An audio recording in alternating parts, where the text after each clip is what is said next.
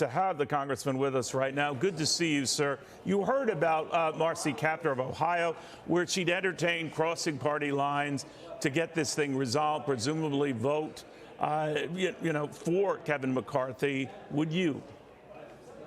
Neil, I would consider the right Republican, someone I could trust, Brian Fitzpatrick, Mike Gallagher, who actually spoke eloquently on the floor, David Joyce. But there need to be two conditions. One, you can't have debt ceiling, the debt ceiling debate or shut down as something that takes the country hostage.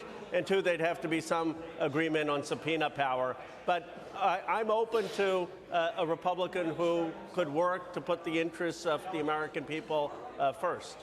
Is Kevin McCarthy one of them? I couldn't see myself at this point voting for Kevin McCarthy. I mean, he would have to come to our leader, Joaquin Jeffries, with the types of conditions that I've outlined. He doesn't seem to want to do that. It seems like he's going further to the right. The people I mentioned probably would have a better chance with the Democratic caucus. He is a fellow Californian, though. He is. I mean, look, I've passed bills with Kevin McCarthy. I don't have any animus towards him, but he made a calculated decision instead of coming to Joaquin Jeffries for votes to try to cater to the right of his party. We'll see if that bet pays off for him. You mentioned Joaquin Jeffries. By that, are you saying he has a chance as well, given the fact that he normally racks up 212 votes? I wouldn't be surprised if that's exactly what he gets for a sixth straight time here with these votes. That maybe you're saving your powder for that possibility. Well, look, that's a possibility, too. I mean, that Joaquin Jeffries gets all the Democrats and you get 5 or 6 Republicans willing to vote for him. But you know, like I've said, there are people, Brian Fitzpatrick, a number of others, who would be people who Democrats have worked with and could trust if they were willing to come to the table. But those overtures have to come from their side. I keep mentioning the California thing to you, Congressman, and the L.A. Times, an interesting article about after decades of Democratic leader Nancy Pelosi stepping away now from the helm, undoubtedly her strength was in unifying her caucus, something that Kevin McCarthy, the GOP frontrunner for speakership, has already struggled to do. Is this an issue that concerns you? The California clout disappears.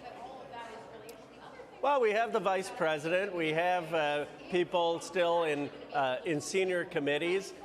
But, you know, I think what people need to ask is, Kevin McCarthy had 2 months. I mean, it's not like this election just happened a week ago. He had 2 months to figure this out. And I guess I'm just concerned from the perspective of the country. If you can't get the votes to be speaker, what about the tough times when it comes to averting a shutdown, when it comes to making sure we don't default on our debt? How are we going to lead in those moments? I hope whoever the speaker is, they figure out how to lead at a time with a slim majority, and whatever else you think of Nancy Pelosi, she was able to do that. So let me ask you now, just looking at this, I mean, this is really Republicans trying to gather around a single person. Overwhelmingly, that person has been Kevin McCarthy, but not enough to get the 218 votes you need to become the next speaker. So should he bow out? We're nowhere near that, not that I'm aware of, Congressman. Then what? You had mentioned a couple of names yourself earlier, but that would undoubtedly extend this process, would it not? It would. I mean, look, that's a decision for Kevin McCarthy to make. I mean, look, one thing I agree with Mike Gallagher is that democracy is a messy process, and this is the democratic process playing out. I just hope that at some point people recognize that we have to govern. And this is not good for the institution. I mean, it hasn't happened for 100 years.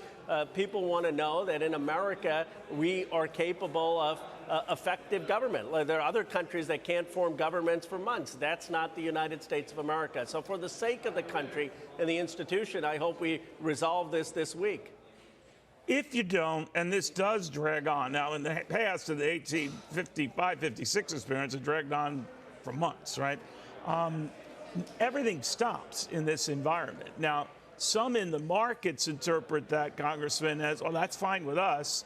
because the Democrats can't spend. The Republicans can snap at each other. What do you think of that?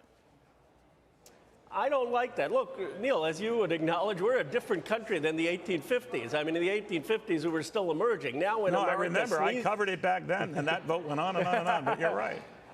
But, now when we sneeze, it affects millions of lives around the world. When our market dips by 100 points, it's real lives, and we're the indispensable power in the world. So the stakes are so much higher, and that's why, for the sake of the country, I want us to come to a resolution. I don't think that having this go on is in any way good for the United States of America, and I hope we can come to that resolution. And I don't think we should adjourn. I think people are saying have these members of Congress sleep there if they need to, but come to some agreement and get us a speaker. Yeah, someone's going to have to do a pizza run, though, Congressman. While I have you, sir, too, I know you had been critical recently of the Transportation Secretary, Pete Buttigieg, especially in the handling of this whole Southwest nightmare, a travel nightmare where thousands of people were marooned. I believe they're just now working out of that with promises of, bonus flying points and the rest. What did he botch in your eyes? Well, first of all, it was a disaster, not just over the holidays, but still I have a team member who's stuck and can't come to the Hill because the person was on a Southwest flight that still got canceled. I believe that the Department of Transportation should have made clear fines for companies like Southwest, and that would have incentivized Southwest, instead of doing the billions in stock buybacks, to invest in their IT system. Because we didn't have those fines 6 months ago, because there were not those consequences, there was not the same accountability for the Southwest CEO. So let me switch gears back to this, and I'll let you go because I know you're a busy guy right now. But you are open to crossing party lines to settle this speaker situation, just not for Kevin McCarthy or any of the names that have been mentioned thus far. I floated a few names. I don't know if that'll hurt their cause or help their cause, but I am open. I think we have to have a resolution to this. But if there are people like a Fitzpatrick or a Gallagher or David Joyce, or then there may be others who say, look, I want to govern. Look and be inspired by what President Biden is doing with Mitch McConnell right now. But not Brian Donalds. I take it from what you're saying, not Brian Donalds. I couldn't be for him. It has to be someone who has a trust that they're going to put the American people's agenda first and be willing to compromise, be willing to work with this president. All right, so Byron Donalds is not your guy, but you are open again. And do you know whether some of your colleagues share an openness, besides Marcy Kaptur, to do that, again, depending on the individual? I think depending on the individual, there are other members of Congress on the Democratic side who would be open to it, but it really depends on the individual. Who would be open to, again, to be clear, I'm sorry, but to open to a Republican? Open to a Republican, depending on the individual and depending on the commitments they make in terms of sharing subpoena power and not holding the country hostage on debt ceiling debates or a shutdown.